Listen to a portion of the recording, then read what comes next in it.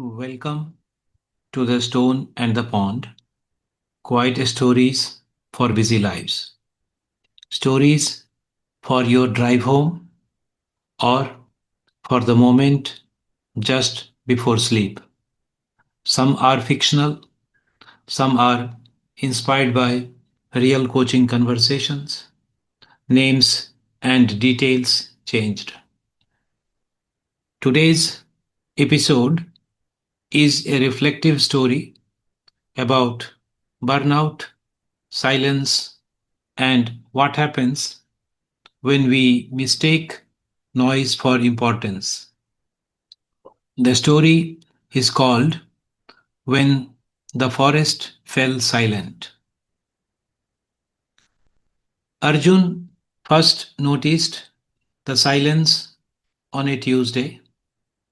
It was not the kind of silence that descends gently like dusk.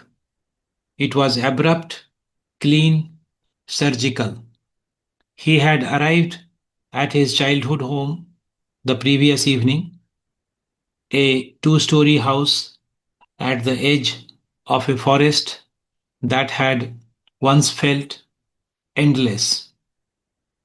The trip was unplanned, or rather, it had been postponed for 3 years and then suddenly scheduled in one decisive click after his doctor used the word exhaustion in a tone that felt dangerously close to warning.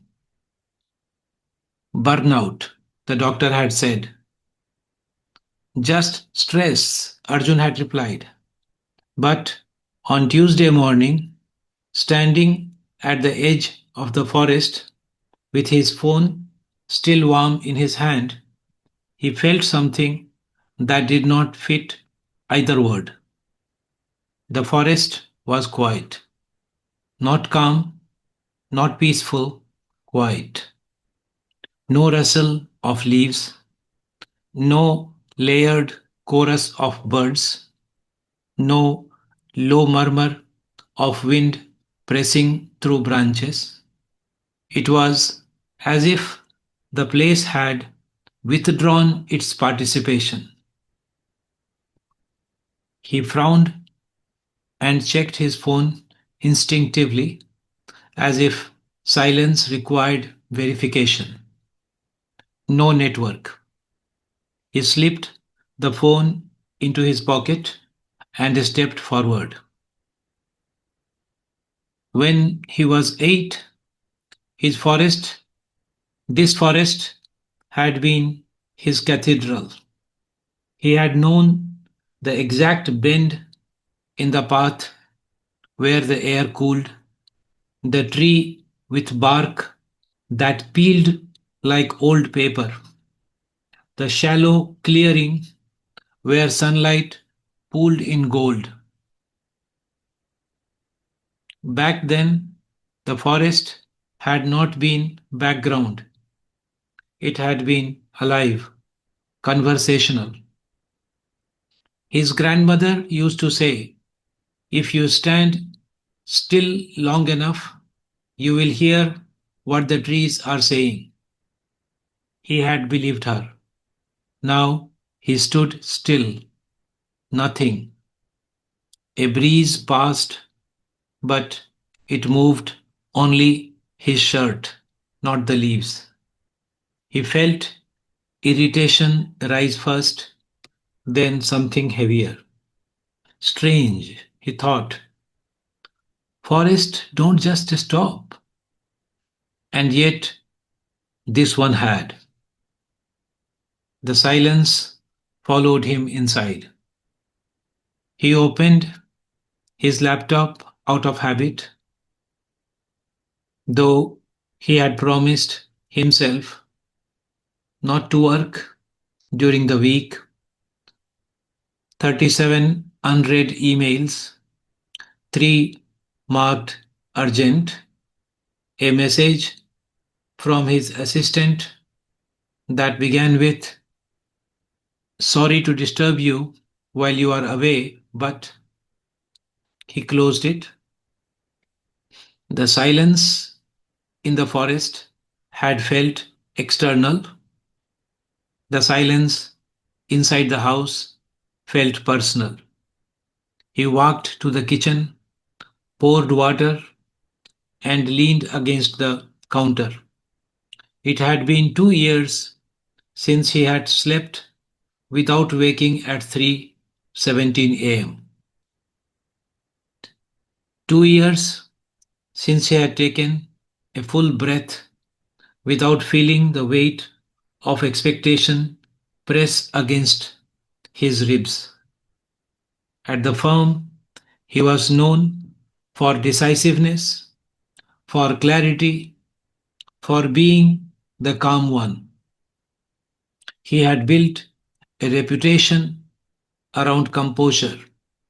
He could sit in boardrooms where numbers trembled and voices sharpened and say, "Let us return to the fundamentals." But in the quiet of his childhood kitchen, he could not locate a single fundamental that felt solid. He stepped outside again. The forest was still silent. On Wednesday, he walked deeper. The path felt narrower than he remembered, or perhaps he had grown wider with certainty and forgot how to bend.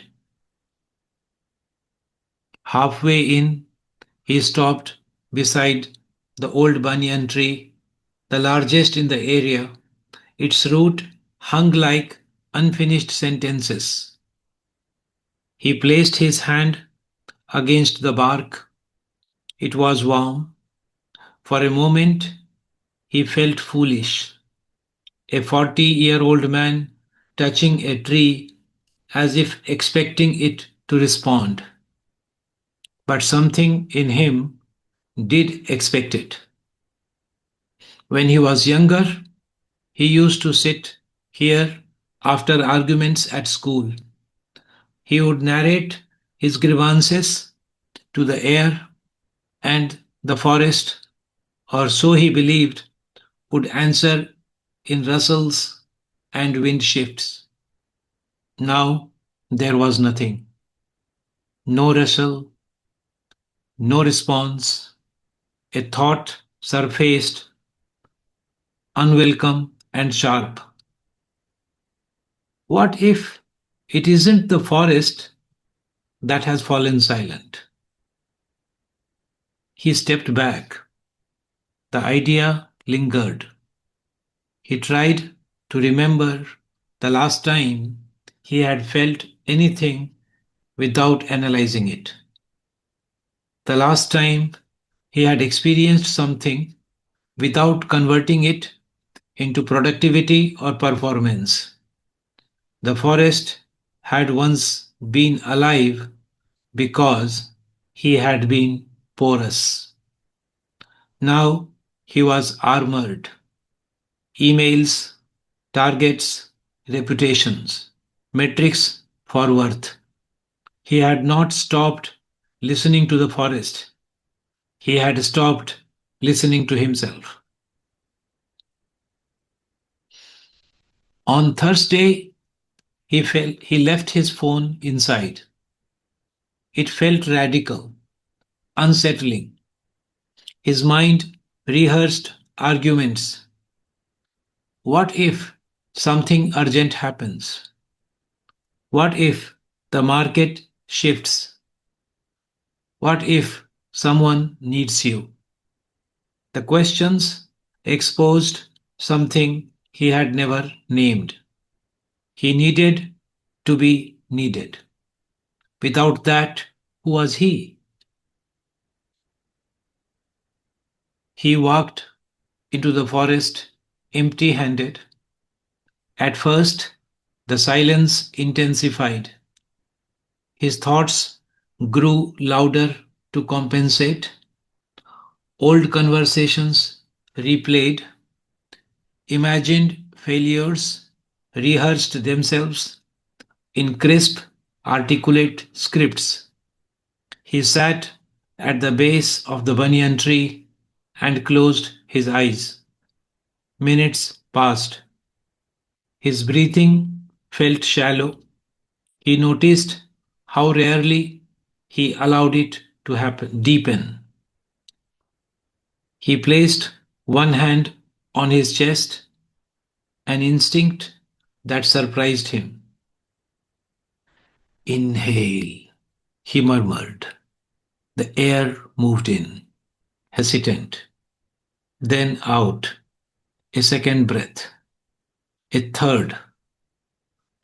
Gradually, something softened. He heard it first as a faint shift, not in the forest, but in his body. His shoulders lowered, his jaw unclenched.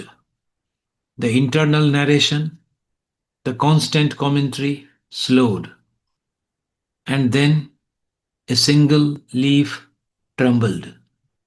His eyes opened. The movement was small, almost dismissible, but it was there. A quiet ripple through branches. Another leaf followed, then a low, almost imperceptible hum of wind threaded between trunks. It was not dramatic. The forest did not erupt into symphony. It exhaled. And in that exhale, Arjun felt something unfamiliar: grief. He had not realized how long he had been holding himself together so tightly that nothing could move. The forest had not been silent, he had been sealed.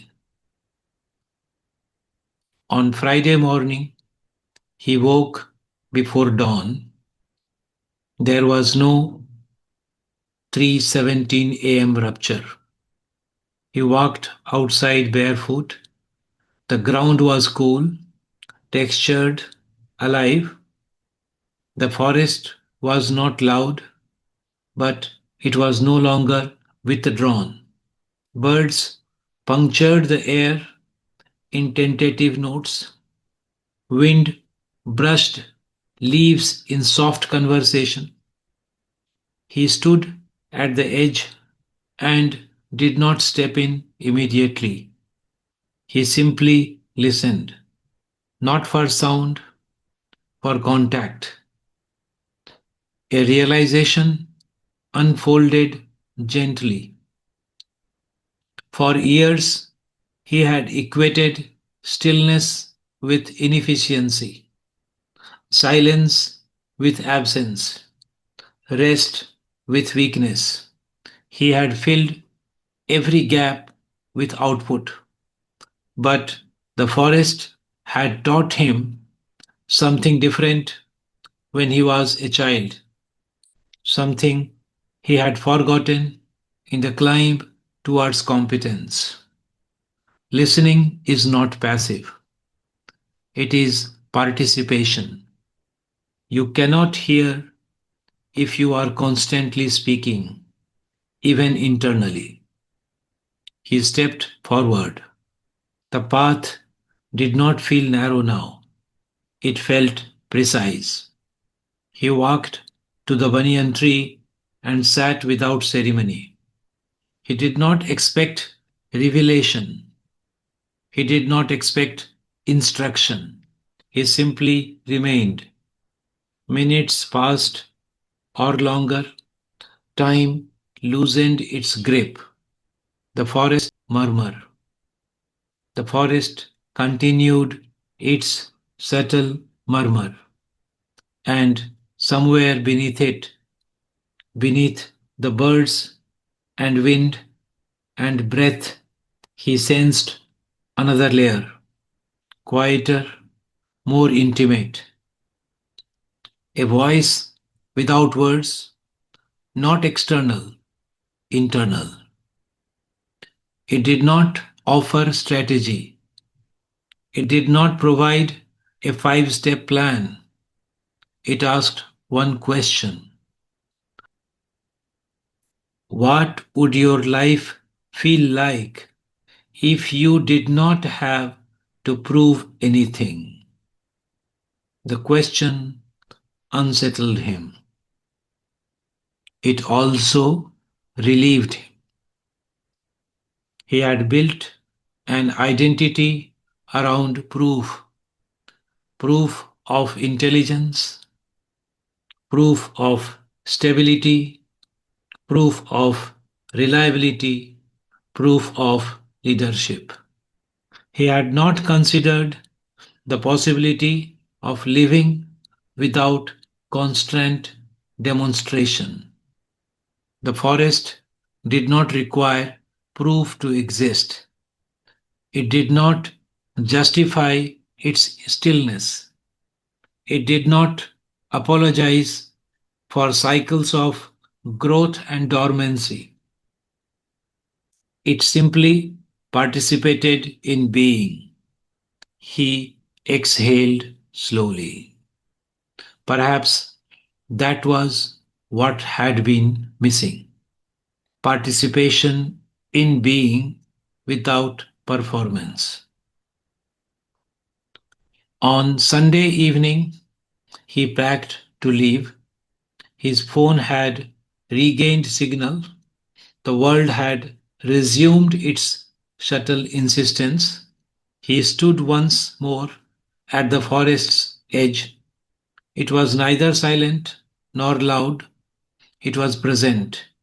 He understood now that silence he had encountered on Tuesday had not been a withdrawal by the trees, it had been a mirror. The forest had reflected his own numbness back to him, and when he softened, it softened. When he breathed, it breathed. When he listened, it spoke, not in sentences, in sensation. As he turned towards the house, he felt no grand resolution. He would return to work. Deadlines would not dissolve. Expectations would not evaporate. But something had shifted. He no longer believed that noise equaled importance. He no longer mistook tension for strength. He carried with him a quieter compass, not one that pointed north, one that pointed inward.